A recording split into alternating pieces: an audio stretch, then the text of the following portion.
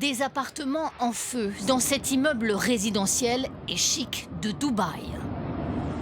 Un drone iranien vient de s'encastrer dans la façade.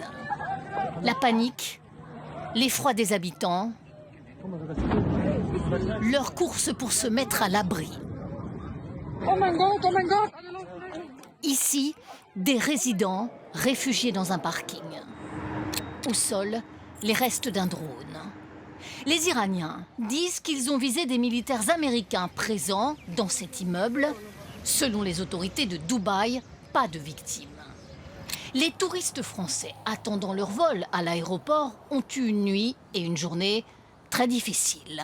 J'ai pas entendu l'explosion, mais par contre, on reçoit des alertes très fortes sur notre téléphone, on peut pas les enlever.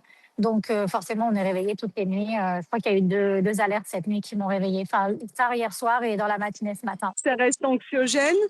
Moi, je me dis, s'il y a encore des attaques, on risque de encore ne pas pouvoir rentrer. C'est de la résilience, on fait avec. Au royaume du Bahreïn, c'est un dépôt de carburant qui a été visé. Les drones, des armes low cost, difficiles à intercepter.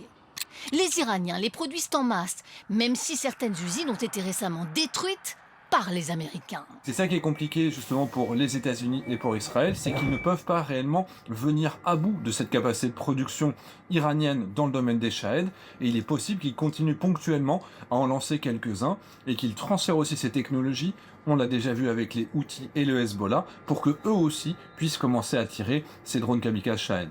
Plus au nord, au Koweït, les autorités ont décidé d'annuler plusieurs célébrations ou événements pour les jours qui viennent, car 2 civils ont été blessés dans cet immeuble résidentiel. Là aussi, un drone kamikaze projeté dans cet appartement.